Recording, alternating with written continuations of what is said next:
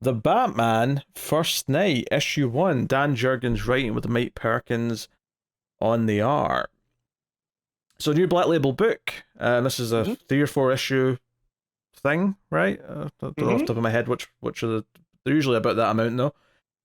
And it's interesting. It's set during 1939, right around the sort of time of the creation of Batman and the Mm-hmm. Detective Comics, and it's set just before World War II starts. They reference a lot of that. They set up a bit of backstory with going through the Great War, the Depression after the Roaring Twenties, and kind of this idea that we're building up to another world war, and directly references what's going on in Europe with Hitler and the Nazis and all Mm-hmm. that, and even talks about some local stuff where there was some Nazi support in America, and he Mm-hmm. references that as well. It feels like Jurgens wants to kind of talk about some of this stuff. And here's my main problem with this book is I like Jurgens in a Mm-hmm. vacuum. I don't necessarily think he has that kind of nuance to tell that real world stuff. So I don't remember any time I can think of where Jurgens has had something to say. Yeah. And it's very I like what he's doing. It's coming off as Rucka and Brubaker light, you know? Sure, Like see that. because the plot of this is very similar to what was that last Brubaker book that I read? The Western one. A Pulp. Pulp, yeah. Yeah. That's a good book. Yes, and this has a lot of very similar themes of what America at a time in a like not a crisis, but at a crux in time, and how these different archetypes are set to handle it. And so, as much as I enjoyed a lot of the pieces here, reading this and knowing that it was Jurgens, I was getting like not whiplash, but I was kind of like, okay, this is going good, and then there would be something that was very clumsily handled. I'm like, okay, this is why, you know? Yeah, I first of all, Mike Perkins' art is fantastic. Mm-hmm. I love the art Shocking. throughout the entire book. Yeah. I mean, no, but you say that, but I feel like he keeps leveling up. Like, I feel like every time he's on a new book, I think it's even better than the last time he was on a book. Right? Yes, I fair liked him enough. when he did a bit of Green Lantern, but then he did Swamp Thing with, or I did Lois first, maybe actually, but then Yeah. Swamp Thing, and it felt like each time it got better and he was more suited to what he was doing. Yeah, I And- remember not loving him so much on Lois because not that he was ever like bad, but just not He's necessarily right on the book. Yeah, yeah. this Go ahead. this book though, it feels like he's firing off and all that. Because I remember like one of the complaints that maybe had sometimes is that as good and moody as the art was, Mhm. is sometimes maybe the faces would suffer, and I feel like the faces in this book, it feels like he got time for this. He got time and Yeah. he went to town, and it's full of these like knowing looks from characters that help tell the story. Sometimes for comedy's sake, sometimes for drama, but Mhm. it's constantly nailing it and just looks Yeah. gorgeous. It really feels that more than anything, these Black Label books are like, hey, this is where the artist gets to like do their work of art, literally. Like this is their big showpiece where they get to say, hey, here's 150 200 pages once it's all said and done of just like my best art ever. And that's what this Yeah. feels like from this first issue. Because there's a where Gordon's talking to the one lady that was at the crime scene where the guy is beheaded, right? Yeah. All of her reactions, all of her looks, they're very reminiscent of like of stills that I've seen of movie stars of the time, right? Mm. And I think that's what Perkins is going for, and he nails it, right? So there's a page where she's looking like up into the right, and like I've seen that in movie posters of the era, and then when you turn the page and the complete different of this kind of put together, almost practice look is her look of shock, and he nails that one too. Like, and these are just kind of stills of people talking, and they look great. Yeah. That's all there. It sets this mood. It deals with this brothel. This girl you're talking about is a prostitute. The plot revolves around these murders that are happening. She was with a politician, someone important, Mm-hmm. who was killed, beheaded even. And as the story goes on, it kind of gets a little bit more pulpy. There's like a tease at the start of like some villain saying, "This is the voice." Probably whoever's controlling what turns out to be these undead soldiers, these two guys that are actually resuscitated prisoners who have been killed in the electric chair. I thought the build up to Batman was great. I thought like the idea that Bruce knows Jim and they're kind of friends because Jim was there after his parents died. It sets up that there's no Alfred, which I think, I could be wrong, but was there an Alfred back in the Golden Age Batman? Is that why Alfred's not here? I don't think Maybe there not was. I straight think away. Yeah, maybe because maybe Alfred will show up during the story like later on or something. I don't know. Maybe this relationship obviously is obviously inspired by the early comics, but I think in terms of where more likely people will recognize it from, it's very similar to the dynamic that they have in the Adam West Batman. That you know, the actual friendship that Bruce and Gordon have, as well as the working relationship with Batman. Yeah, I love, because after he has that conversation with Gordon in the car when they're driving, like Gordon's talking to this other cop about Bruce and what he went through as a kid and how he's impressed that he's kind of kept it together. He's a bit of a rich playboy and just spends his family's fortune, but he seems well put together for someone who went through that. But as he's describing that, we get these just otherwise silent panels of Bruce like getting his bat suit out the car and you know, putting something in lockup. And I think some of my favorite pages in this book are when he's like just sort of like diving with his cape all out, and then there's like a page towards the end where it's like he's doing that and he's quite small in the frame, but then the shadow of him on the wall is really big, and it's just, you know, creating this very pulpy vibe. I love that the suit has this like texture and wrinkles to it, you know, the cape especially. There's a lot of detail there. Yeah, it feels like fabric and not like armor, like we do in modern comics. Absolutely. Because that's like, I think it's hard to forget that the idea of Batman gliding with his cape, it's still relatively recent. Even in comics, it kind of really didn't start till after the Arkham Asylum game. It used that as a mechanic. But obviously, you had a little bit in the they hit around with one of the Batman movies around the same time. I can't remember, was that in Begins or was it in?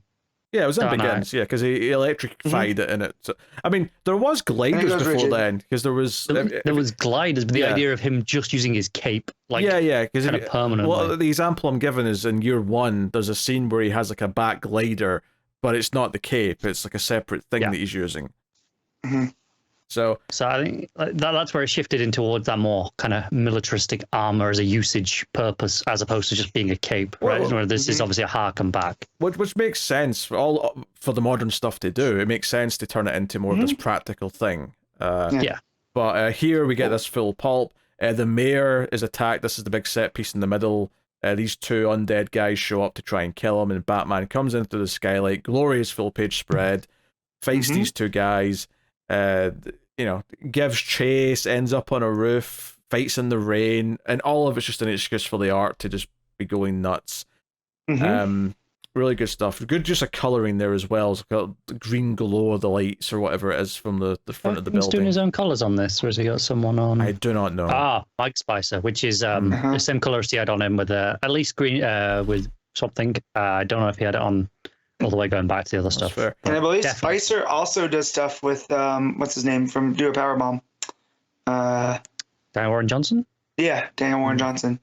So so this fight, Batman actually stabs one of the undead guys in the arm to get out of a hold, but he gets badly hurt. He ends up falling quite badly into an alleyway, and it's actually this Jewish man who pulls him into a synagogue to kind of like keep him out of harm's way. Where again, this is where it kind of gets like very, you know, the commentary comes in. It's real clumsy and clunky, and I like what he's trying to say, but it comes off real, you know. I'm always torn right now because it is clunky and clumsy, and it's beating you over the head with it. But obviously, I approve of the message. Yep. And also, we're at a point now where if you don't beat people over the head with it, they still don't understand get it. Yeah. It's about as almost as a hammer to the head, but sometimes people need that hammer, right? Yeah. So it's just not us, you know. I think I kind of appreciate it in the moment. I mean, one, the art's doing a lot of complimentary things. Like it's really selling this guy's face as he's he's saying all the things about how, you know, he knows people who are in Germany and are going through a lot right now, and he's worried that it'll happen here because, you know, there was a time when Berlin was more civilized than Gotham was, but now that's not true anymore.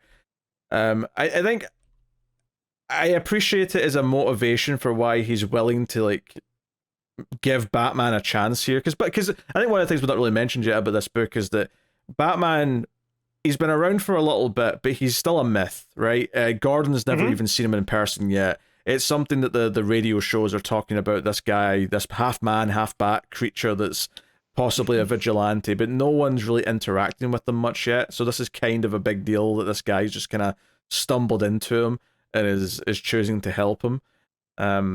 It's interesting. You know, there's something in here about him recognizing where the danger's actually coming from and just getting that Batman isn't that danger. I mean, I have to see where he goes with it, to be honest, to really have a full-fledged opinion on it, but I don't hate the scene by any means. No. And I like this character a lot too. There's a charm to him because he's, as much as he's concerned with what's going on in the world, he is concerned about this man in a bat costume that literally landed on his doorstep. Yeah, you know, and he offers. Like he's not He offers counsel basically. He's like, hey, if you need someone to talk to and confess some sins to, you can come back. Yeah. So I appreciate that because it was in a synagogue. I didn't have to worry about missing crucifixes. that is like a 4-year-old reference at this point.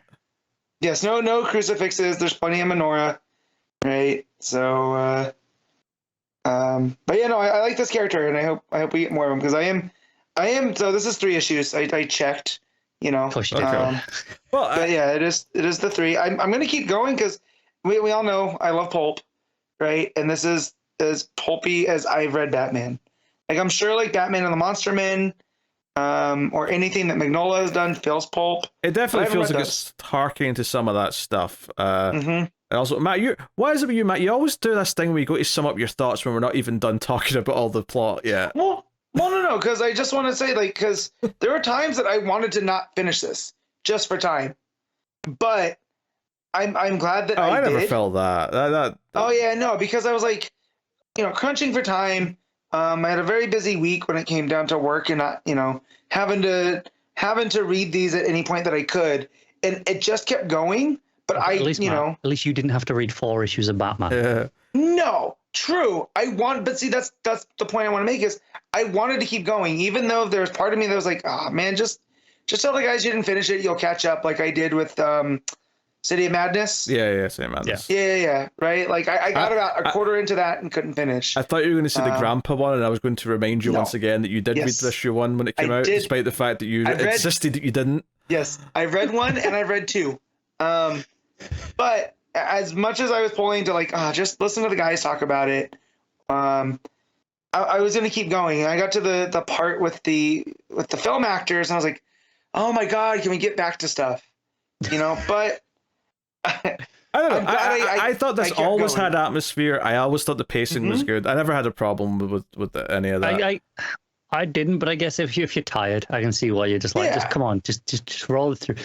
It's the sort of thing where if you were reading this like later, you pick up the trade, you sit down to read it on your own time. I don't think you have any of that problem. But when you know you've got to read it on a deadline for this weekend, you've got to do it. Sometimes 50 pages. Sometimes like a book becomes a chore rather than something you want to read, even though it's something you're interested in.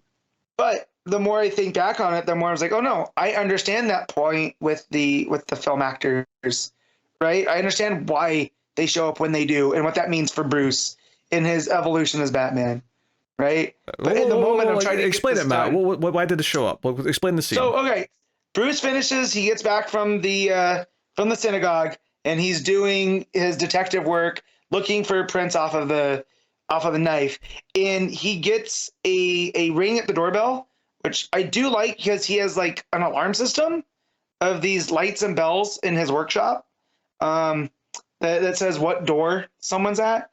So it's hitting some modern Batman kind of stuff there, but it's these two like golden age of Hollywood style where it almost looks like Clark Gable.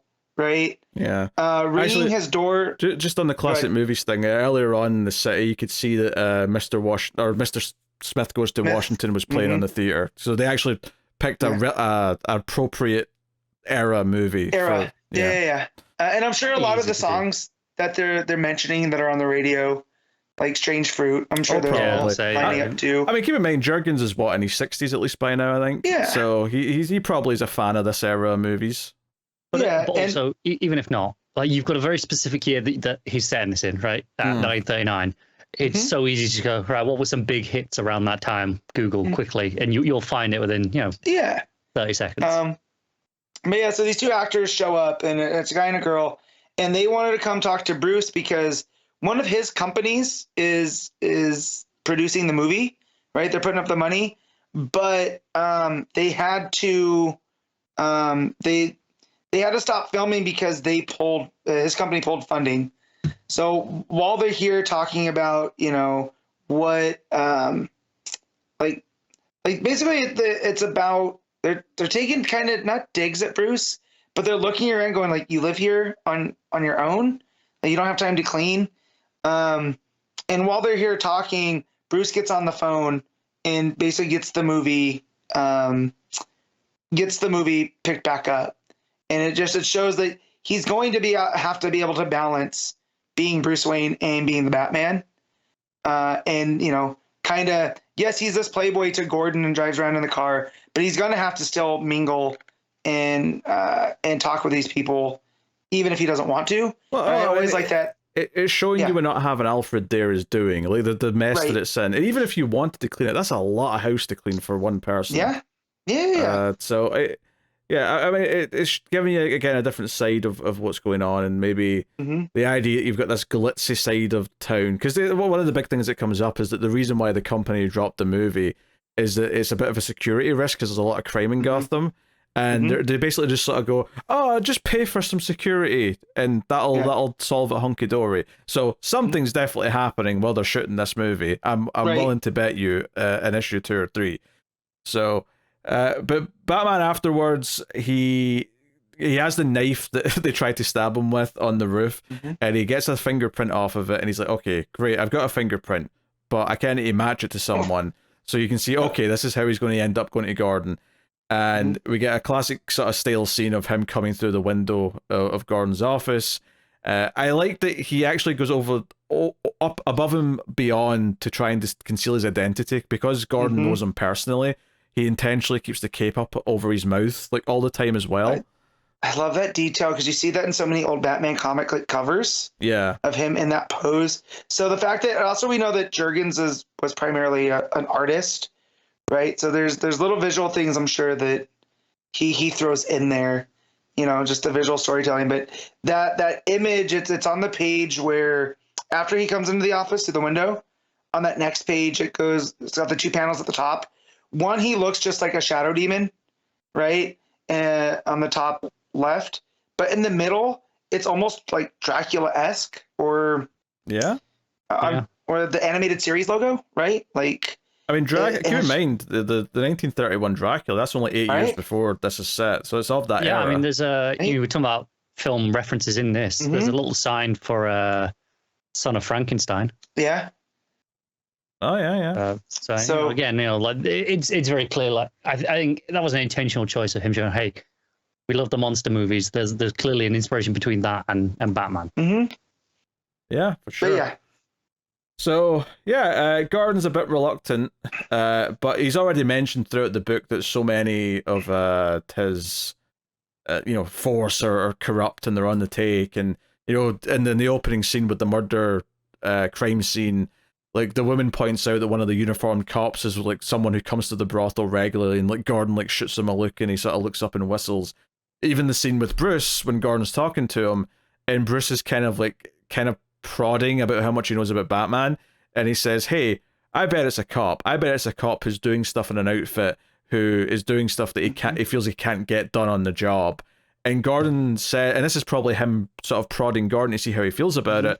Gordon says, hey, you know what? So many of the cops are actually like corrupt and on the take that I may actually be relieved to find a cop who cares that much and wants to actually make a difference. So it's almost like Batman was testing the waters to see if he can go and trust Gordon as Batman. So Yeah, and then we get to see at the brothel where there's a guy beating up the girl, and Batman comes to see the owner, who seems to treat the girls well, as much as a brothel owner Uh-huh. can, gives them protection, even negotiates what their shifts are, as one of the girls says. So, Keeps them off the drugs, right? And Yeah, the I'm Maxi sure they name, weren't all the worst places in the world. yeah, yeah. The Maxi name, is this supposed to be like a reference to Maxi Zeus? Or am I reading too much into it? I mean, it's the only Maxi I can think of. Yeah. Yeah. And I'm like, is this maybe this is his step into taking over crime in Gotham? Right? Okay. Like, Are we expecting to see any sort of Clayface in this book? Because actors, maybe? that would fit in with a lot of the actor stuff, yeah. It would. That's true too. It would. But yeah, but no, the brothel scene, it did, because it was, everything's been so dark, and then you get to a place that you think would be dark, and it's very well lit through the colors and art. What's so funny is that the brothel seems much less corrupt than the police does. Yeah, That's a really interesting point of comparison. I think it's very open about what it is, and so there's no need for all this extra shady levels, right? So yeah, the big climax is that basically, because the fingerprint turns out to be a dead man who was executed some time ago, and we've heard that there's going to be an execution at midnight tonight. Batman goes to Blackgate and basically realizes that this is all the guy who's being executed has been set up to be the next undead soldier. So he cuts the power, jumps in, and he's clearly still inexperienced because they're able to fight him down, and they turn the power back on, and they're trying to restrain him, so they put him into the electric chair. And the cliffhanger of the end of the issue, which is probably the only thing that I'm skeptical of going to issue 2, is that how they resolve this cliffhanger might be annoying. If I was to make a guess, I'd say the cowl's rubber. Yeah. Okay. So there's some insulation going on. Yeah, the ending is them turning on the electric chair and he's frying in the last page. Because they've got it on his head, right? It is. They've got So I'm going to guess the cowl's rubber, or it's got some sort of rubber in it, and it's insulating it. So that's why he's not like fully shocked to death. That's fair. When he's fighting them, and they're like, "You got handcuffs," and I was like, "Why? Why do they need handcuffs?" And then he goes, "Who needs handcuffs? We got the chair." I legit gasped out loud. So like they're not gonna do it. And then you get to the last page, and they did it. They got the power back on. It's funny. You brought up Batman and the Monster Man, because the undead guys showing up as the murderers made me think of that, because it's very much that was set post year 1, and I think even that was a reference to an old story from this era. So it feels like Jurgens is pulling on the type of Paul Peer stories that Batman would face. I think there's no way a man like Jurgens works at DC for as many decades as he has without a deep love of some of these older things, right? And that's what I appreciate about him is, he might be super clunky writing this type of stuff, but you can tell he really cares, right? Like him wanting to go back and tell a Golden Age Batman story set in a kind of more real world, like a less, like what's the word I'm looking for? Like it's not a comic booky world. Right, this is outside of the undead monsters. I mean, in some ways, I'd say it's more of a comic book. It feels more pulpy to me. So I would argue. You said more real. I would argue that absolutely. Yeah, it's like I'm trying to think of the right word for it, but it's almost like a toned down version of all that type of stuff. Like I don't expect like Connor brought up Clayface, and I think maybe a version, but I don't think we're gonna get a big clay monster. Maybe we'll get like the Lon Chaney kind of Clayface that was early, the Master of Disguise type. I mean, I could see them doing the thing at the end of the issue, or the end of the story, I mean, where they do the little tease for, okay, whatever version of the Joker he's going to have is like, that's clearly what's next in this Batman story, but we're not going to get it, we'll get the equivalent of the playing card at the end of Batman Begins, basically, saying, that's next, but... The guy in the chair laughing like the Joker, I thought that was maybe the closest we'll get. Yeah, maybe. Because it's kind of that old style, but like knowing that Jurgens has this affinity for DC Comics, maybe that's just how people wrote laughing back in this era. It wasn't a ha-ha, it was a he-he, I don't know. Yeah, No, I mean, I quite like this. Like, obviously, the competition at this point for these Black Label books is actually really strong because there's been so many good ones at this point. As much as it's easy to complain about, there's so many Batman ones. So many of them have been really quite good that it's, have been. you know, I'd rather have them than nothing. I think I like this more than the Grandpa book, just based on this one issue versus those the two. Gargoyles one. Yeah, Gargoyle of Gotham was the Grandpa one. Yeah. I hope this is a success because I would like to see, because I know how much Jurgens loves Superman. I would love to see a early Superman story in this kind of style where he can't fly, right? Where he's fighting drunk drivers and abusive husbands, and all of that type of stuff. So what you want is the first arc of Morrison's Action Comics. Kind of, but I would like to do it in this real world setting where what does Metropolis at this time period look like? Versus the corrupt Gotham, and what would Lex, how would that work out, for him? Because that's something that I did appreciate about the Morrison run. Is it was very. Would there be I mean, given that this is following the rules of no Alfred, because there was no Alfred, would Superman Golden Age even have a Lex? I believe so, because Lex was early on, but he was definitely more of a mad scientist than a businessman. Okay, you'd have mad scientist. You'd have a lot of stuff at the planet, right? Yeah. If you were doing that, if that's Superman book, because that plays well to that time period as well, right? Yeah. I mean, this book literally opens in a page of all these newspaper covers. You could probably just lead into that heavily. With print journalism ruled the world back then. Yeah. So as much as I would complain that every Black Label's Batman, it's because Batman sells, right? That's always what we say. But if this can lead the way for Jurgens to kind of have his own line of these in a way that other writers have had kind of the Black Label. And who knows? Like, I mean, I don't think any of the Black Label books have had a sequel yet, but it's not impossible that... I can see how this could have a sequel, like set it in like 1940 instead of 39, right? You just go through the next couple of years.